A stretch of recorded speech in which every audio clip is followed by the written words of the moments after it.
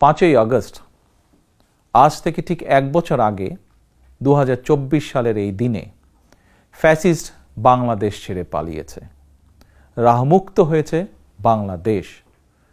স্বাধীনতা প্রিয়, গণতন্ত্র প্রিয় জনগণের জন্য দিনটি আনন্দের, দিনটি বিজয়ের। রাহমুক্ত বাংলাদেশের এই দিনটিকে অন্তর্বর্তীকালীন সরকার জুলাই গণ অভ্যুত্থান দিবস হিসেবে ঘোষণা করেছে। তাবেদার মুক্ত বাংলাদেশের জনগণ প্রতি বছর এই দিনটিকে স্বাধীনভাবে সানন্দে সরকারি ছুটির দিন হিসেবে উপভোগ করবে। স্বাধীনতা এবং গণতান্ত্রিক রাজনৈতিক অধিকার চর্চার নতুন অঙ্গীকারে উদ্বুদ্ধ হবে। For more updates, follow us on Facebook. Subscribe our YouTube channel.